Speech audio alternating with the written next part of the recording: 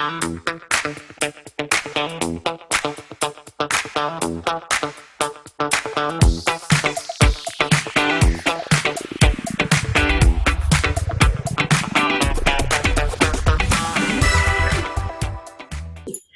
Gabriel. Nice to see you again.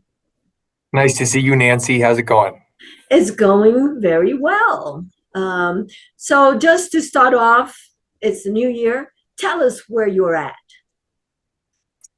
Where am I? Wow, great question. I'm in the same program that I work in, that I've been working in for the last 3.5+ years at New Mexico Department of Health. You can see my little background here, but know that I'm not in any way representing the Department of Health, just so that I don't get in trouble or anything. Right. Um, I don't think anything I'll say on the podcast is controversial, but this is a personal thing, of course, that we do.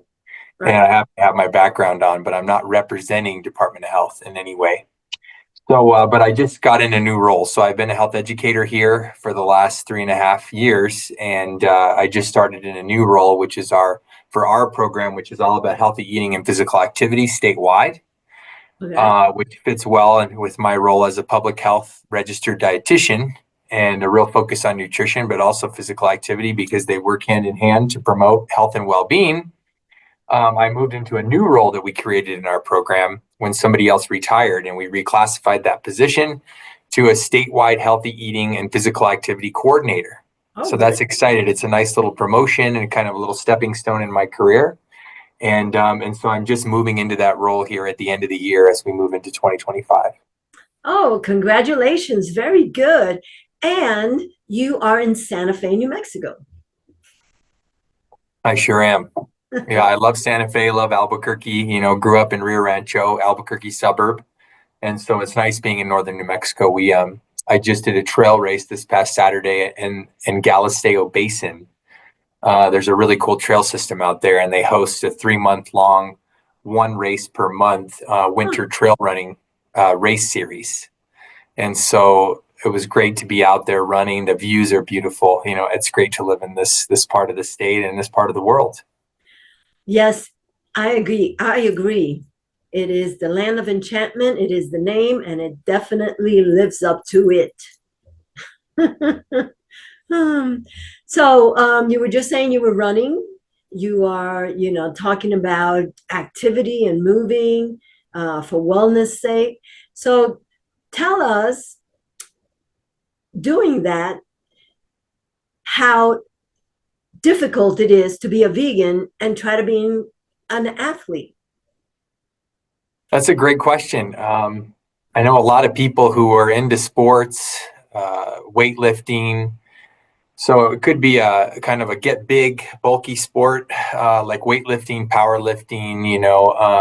I think of the CrossFitters of the world. They're big into getting super strong and muscular and ripped and powerful and fast. And then there's the other end of the spectrum, folks that do endurance sports, right? So they don't need the real big muscles and they don't need to be pushing around big, heavy weights, but they need energy for hours on end to do these big bike rides or trail runs or journeys in the mountains, whatever, triathletes, whatever it might look like.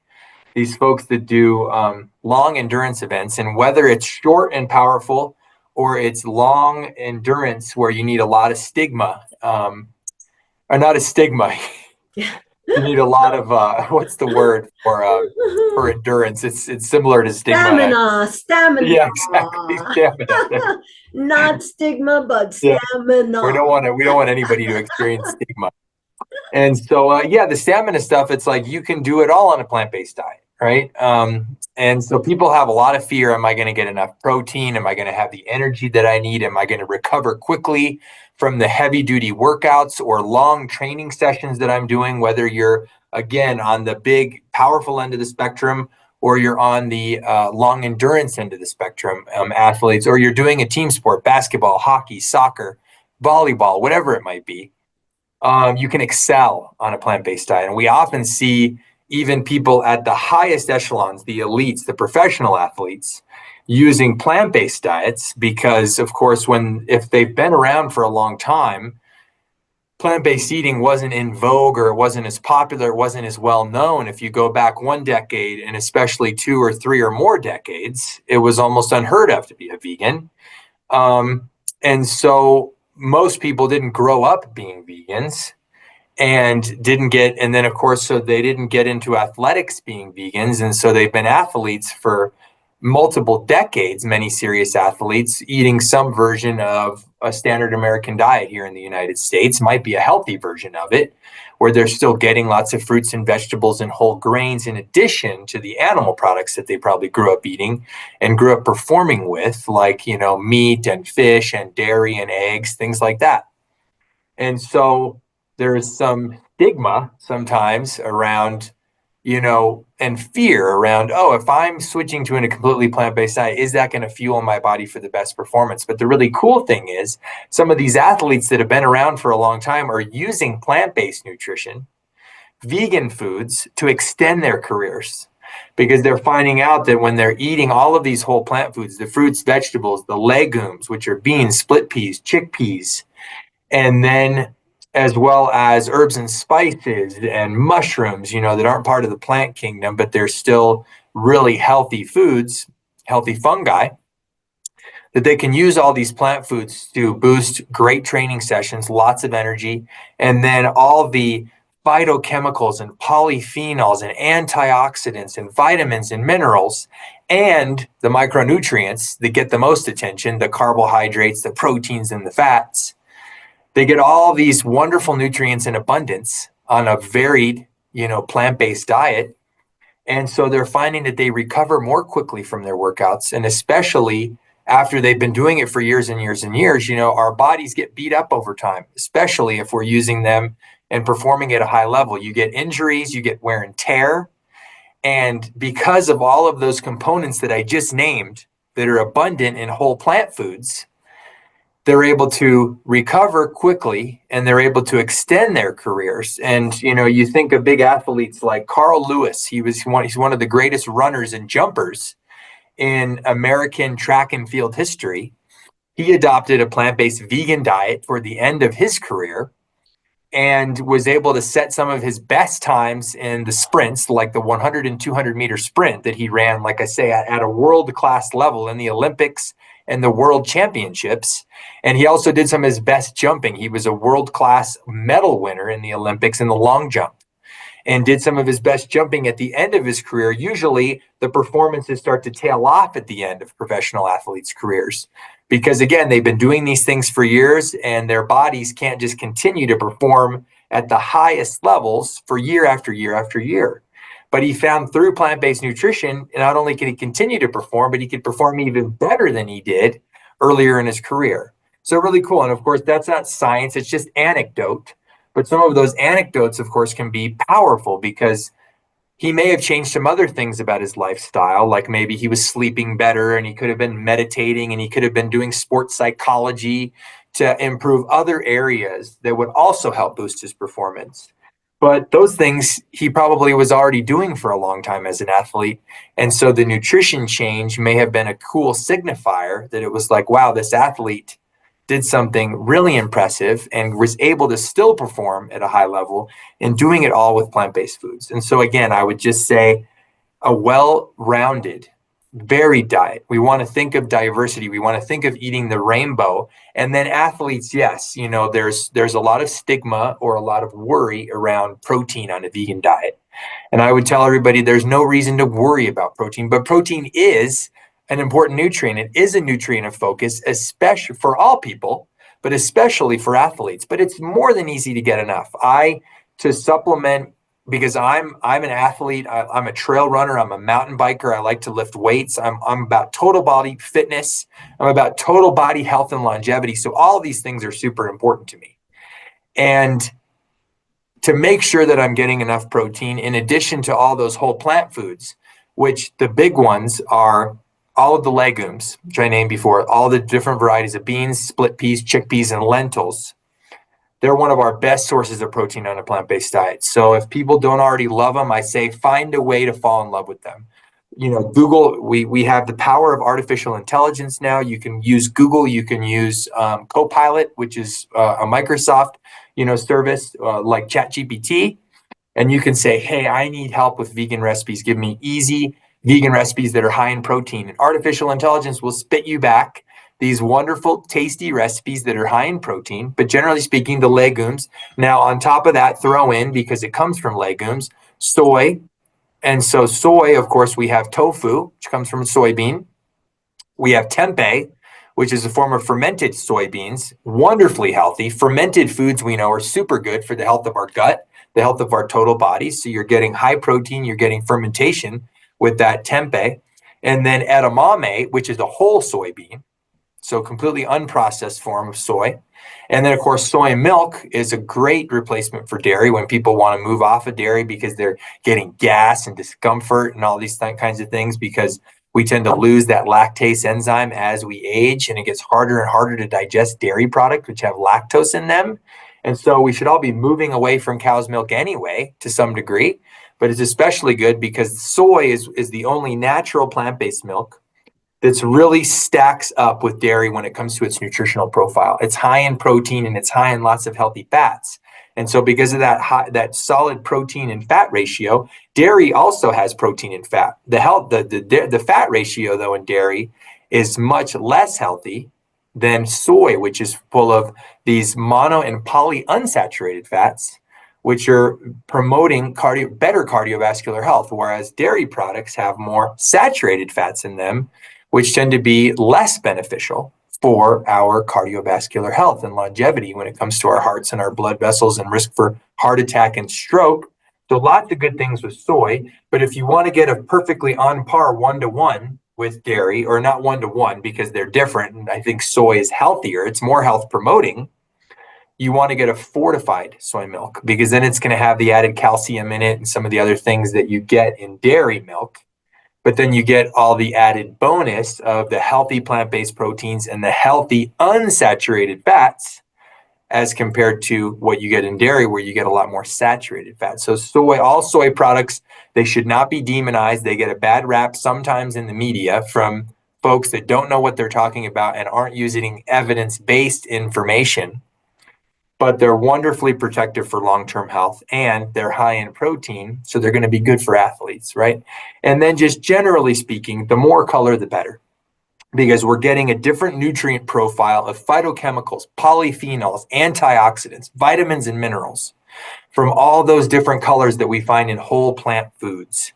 And all that nutrition is going to help our bodies, our hardworking bodies as athletes, recover from all the vigorous workouts and endurance activities and sports that we like to play.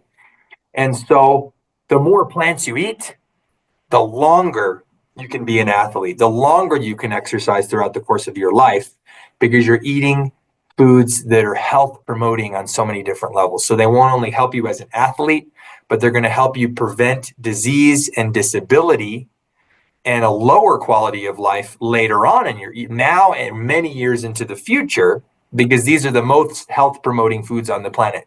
Whole plant foods, fruits, vegetables, legumes, whole intact grains, herbs and spices, nuts and seeds, and then of course, herbs and spices. Herbs and spices are packed full of nutrition, and they should be used to make all those plant-based foods more tasty, so that we eat even more of them. Herbs and spices, wonderful tool to, in a nutritious way, add flavor to our healthy plant foods and our healthy diets. And then in addition to legumes, we're going to get some protein from whole grains. We get protein from any whole plant food that we're eating, but it's especially even watermelon, right? Watermelon is mostly just water and naturally occurring sugars. But any whole plant food is going to have amino acids, which are the building blocks of protein. And so even though watermelon doesn't have a lot of protein, you get a little bit of amino acids or protein from that, and you get it from bananas, and you get it in higher concentrations from legumes, from high protein nuts and seeds.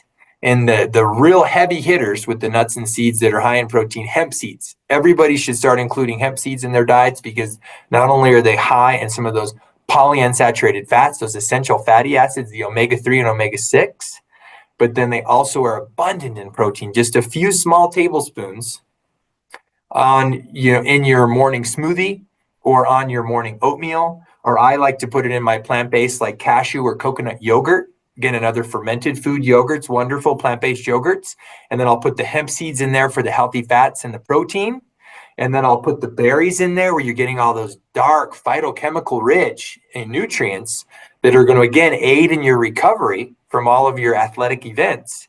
So the more plants, the better. The more diversity of plants, the better. And it's going to fuel anybody to have a ton of energy and to do well in all their physical, sporting movement pursuits. The only other thing that can be a limiting factor for athletes is getting enough energy. And by energy, I mean calories.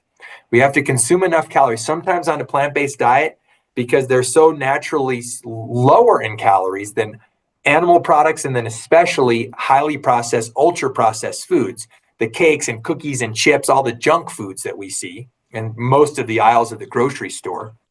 Because whole plants are naturally dilute or lower in calories, you can have a big salad, you can have a big bowl of rice and beans and vegetables, and you say, oh, that looks like a lot of food. But because it's naturally lower in calories, we have to eat a little bit more than what you might have been used to on a standard American diet, which is upwards of 60 to 70% of the calories that most of us Americans are eating are ultra processed foods. And then most of the remainder is meat and dairy and eggs. And then there's just a very small percentage of that total pie, just this little tiny sliver. It's like 10%, give or take, 10, 12, something percent, I think overall. And that's not a quote, but it's very low. A little tiny sliver of that whole entire pie, if you look at 100% of the foods that we're eating, are actually coming from whole plant foods. And we wonder why everybody's walking around without energy and suffering from so many chronic diseases, and they don't feel well, and they're dealing with all these debilitating conditions, when this little tiny sliver of the foods is actually coming from the most health promoting foods on the planet. So we need to make sure we're eating enough of the whole plant foods and squeezing in those energy dense plant foods, the avocados, right? Rich and healthy, unsaturated whole plant fats, and nuts and seeds, which again are also really high in fat. Fat is the most calorie dense food on the planet. So if people aren't having enough energy, they need to bulk up on those complex carbohydrates. Whole grains and beans have lots of complex carbohydrates for long sustained energy. And then they want to bulk up on the protein and the healthy fats, which again, those process more slowly than carbohydrates do. And they're going to give us the long-term energy. The protein is going to give us the recovery that our tissues need to repair after we work out. And again, legumes, nuts and seeds, lots of different whole grains like quinoa, rich in protein, but you're going to get protein from all your different grains, and we want lots of diversity. So think brown rice, quinoa, wild rice, black rice, red rice, sorghum, millet. When people think grains, they might just think oatmeal, they might think wheat, and they might think, rice, because those are the grains that most people eat. But there's dozens and dozens of different grains that we have at our disposal. And we're getting different nutrients from all the different grains that are going to help fuel our bodies with good nutrition that we need to perform at our best.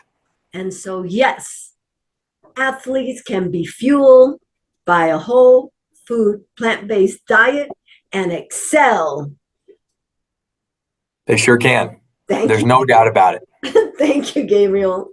Bye. Thanks, Nancy.